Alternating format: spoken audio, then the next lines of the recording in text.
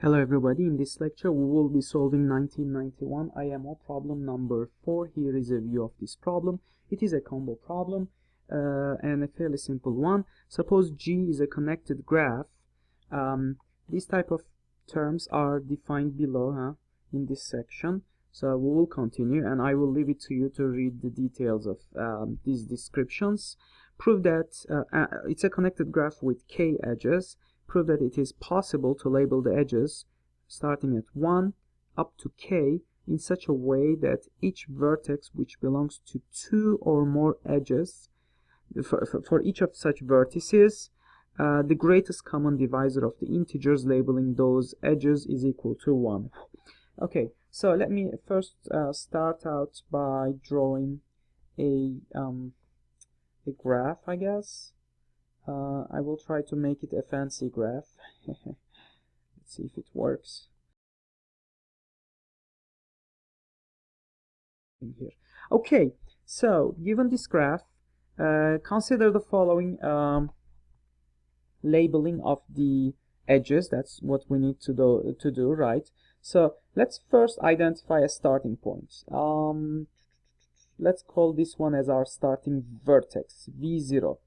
And I will start with an edge connected to that vertex, and I will label it as follows, and I claim this labeling will eventually work, right? So this edge here, let's call it 1, this edge here is 2, then 3, and this one 4 and 5. So I'm labeling it in order, and then once, well, obviously anytime I start, I consecutively I visit a point and then go to the next edge and so on, right? So I can do it any way I want.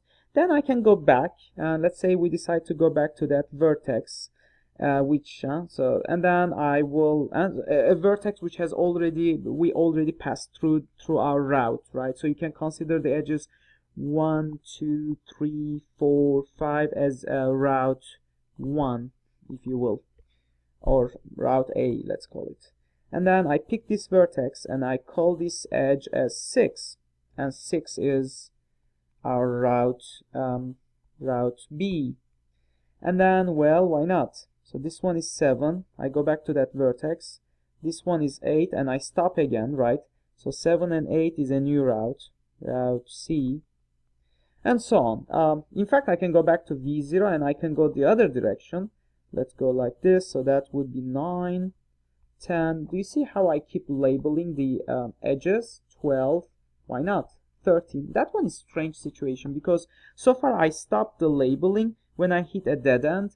This one is not such a thing. So 14. I reach a vertex which has already been visited. You can see how I visited. The order is clear. 12, 13. So this has already been, but I had to stop here as well. And then let's pick up again here, let's say. So we go 16 and 17. And you see what I'm doing, right? 18, 19. Why would that procedure, and then let's start on this one. Let's call it 20. And I no longer list the routes, right? So this one I call it 21. Actually, let's go back to this. I'll call this one 22, 23, 24. Another loop, kind of. Let's finish the loop. 26. And I had to stop here because this vertex has already been visited. I cannot go further from here, and so on. And maybe I will call this one 27.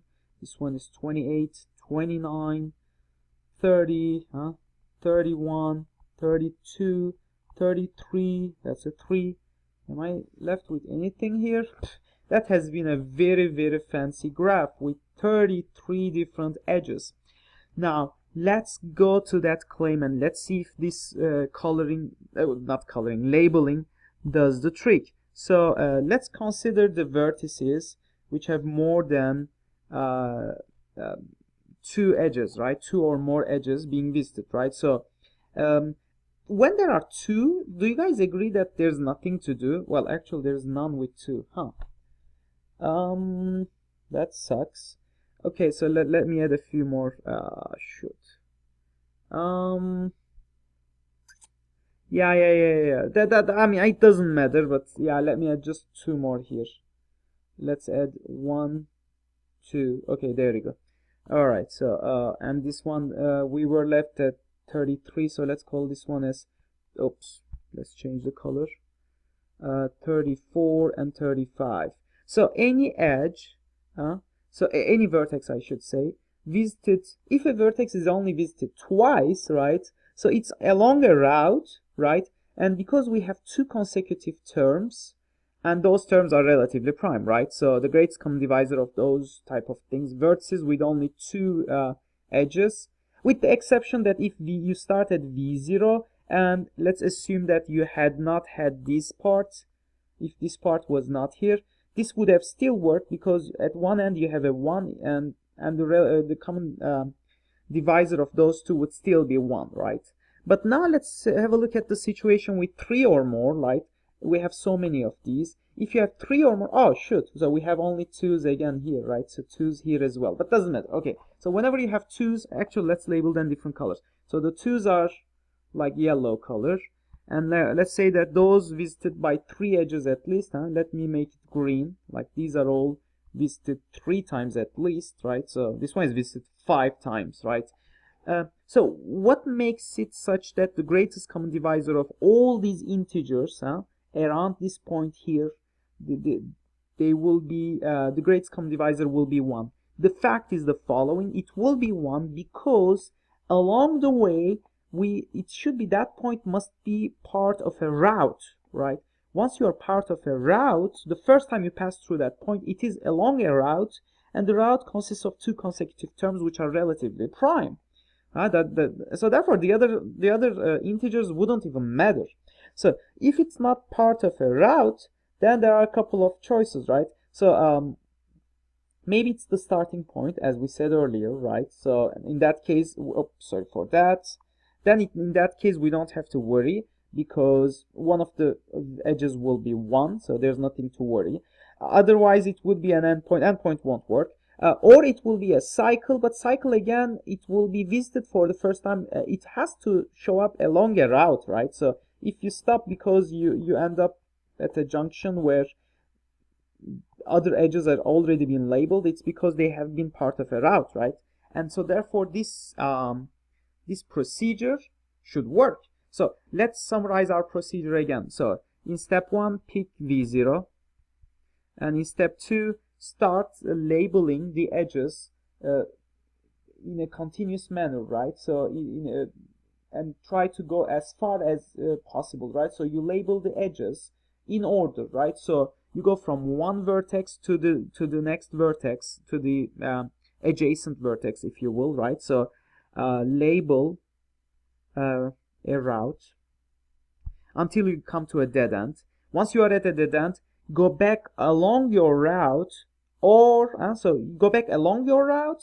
So go back along the route to see if there is any answer. For instance, we went 1, 2, 3, 4, 5, and then we went along the route. We decided to go back to that vertex, and then we continued the counting, starting at 6, right? And so on. And when I say go back along the route, so you can even go back to v0, right, to that vertex as well, right? So that's not a problem. And then finish, create a new route. So start and finish a new route. Start and finish new route. Each route will either finish at a dead end like this, or it will create a loop and it will finish at a loop. But regardless, it doesn't matter, right? So if it finishes at a dead end, then this is not a problem, because we are only interested in the vertices which are visited 2 times or more. If it finishes at like a cycle and it finishes back along the route, then we don't have to worry again, because the 2 edges which already, because you have been part of a route, the 2 edges are consecutive, and as a result their greatest common divisor is 1.